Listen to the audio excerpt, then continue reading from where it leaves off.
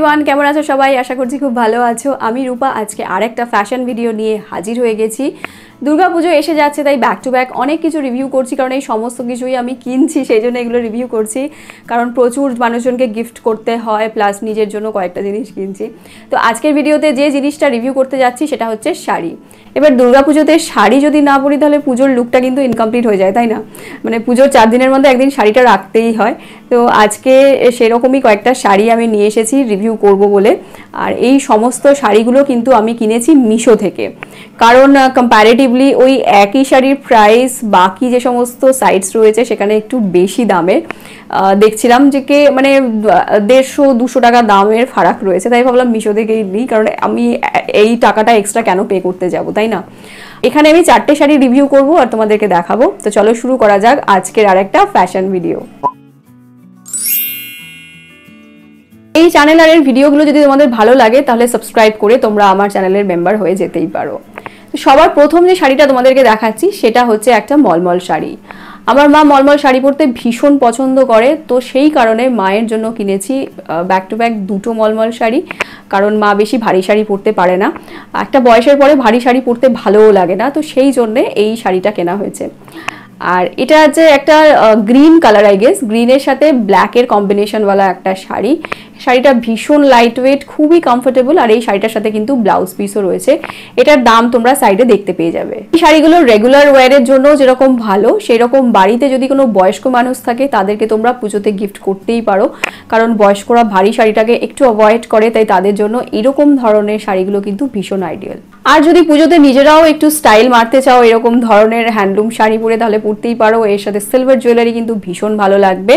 আমি এর সাথে মাল্টি কালারের বিডের একটা নেকলেস পরেছি, আর এটা হচ্ছে আমাদের আজকের ভিডিওতে প্রথম শাড়ি। এরপরে যে শাড়িটা তোমাদেরকে দেখাচ্ছি সেটা হচ্ছে খুব সুন্দর একটা হ্যান্ডলুম শাড়ি। এটার কালারটা হচ্ছে বেজের সাথে লাইট ক্রিম কালারের কম্বিনেশন। আর এইরকম ধরনের শাড়িগুলো স্পেশালি দুর্গাপুজোতে অষ্টমীতে কিন্তু আমরা পরে থাকি।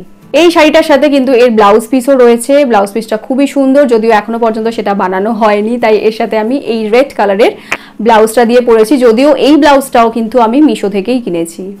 শাড়িটাকে কিন্তু তোমরা বিভিন্ন রকমভাবে পরতে পারো, আর যেহেতু ব্রাইট কালারের একটা শাড়ি, তাই এই শাড়িটার সাথে যে কোনো ধরনের ডার্ক কালারের ব্লাউজ পরলে কিন্তু বেশ ভালো লাগবে। আর এই শাড়িটার প্রাইস ছিল অ্যাপ্রক্সিমেটলি 538 টাকা। শাড়িটাতে অল ওভার কাজ রয়েছে। দ্য বেস্ট পার্ট ইজ কে এই শাড়িতে যে জড়িটা বোনা রয়েছে, আর একটা শাড়িতে কি হয়, জড়িটা বোনা থাকলে উল্টো পিঠে জড়িটার মুখটা কিন্তু বাঁধনটা থাকে না, যেটাতে আস্তে আস্তে ওই জড়িগুলো একে একে খুলতে শুরু করে। এই শাড়িটাতে কিন্তু উল্টো পিঠে জড়ির মুখটাকে পুরো বাঁধন করা আছে, মানে খোলার কোনো রকম চান্স নেই। আর শাড়িটা বেশ লম্বা আছে, মানে যেটাকে আমরা বলে থাকি বহর, চওড়া দিকটা কিন্তু বেশ খানিকটা বেশ লম্বা রয়েছে। মানে যারা লম্বা মেয়ে রয়েছে 5 ফুট 5-এর উপরে যাদের হাইট, তারাও কিন্তু শাড়িটাকে অনায়াসেই পরতে পারবে। আর ভীষণ লাইট ওয়েট। এই শাড়িটার অনেকগুলো কালার অপশন অ্যাভেলেবেল আছে। এটা হচ্ছে আমাদের আজকের ভিডিওতে সেকেন্ড শাড়ি।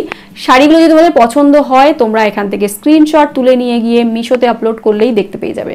আমি আর আলাদা করে লিঙ্ক প্রোভাইড করছি না, তবে চেষ্টা করবো লিঙ্ক প্রোভাইড করার, যদি পারি তো। চলো দেখে নেওয়া যাক পরের শাড়িটা।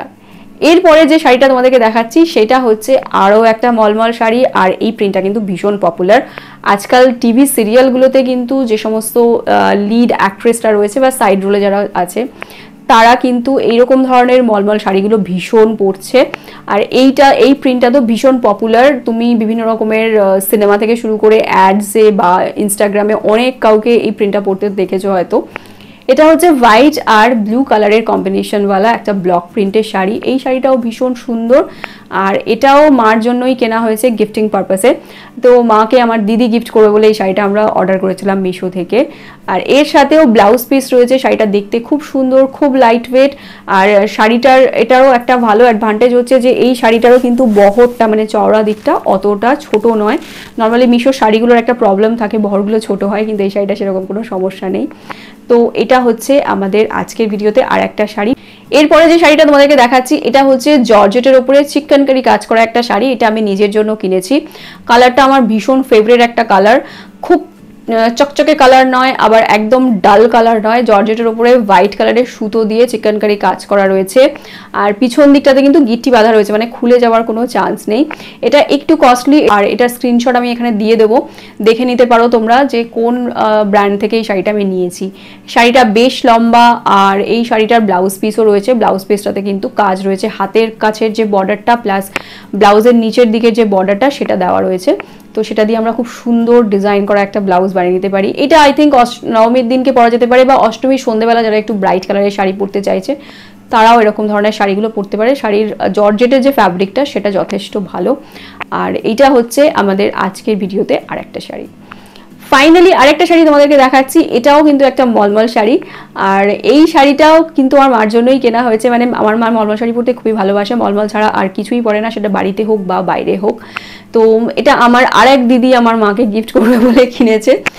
তো এই শাড়িটাও তোমরা দেখতে পাচ্ছ, ভীষণ সুন্দর একটা শাড়ি। এটাও একটা ব্লক প্রিন্টের শাড়ি, এতেও ব্লাউজ পিস রয়েছে, আর এটাও অ্যাপ্রক্সিমেটলি 550 টাকার মধ্যে এর দাম।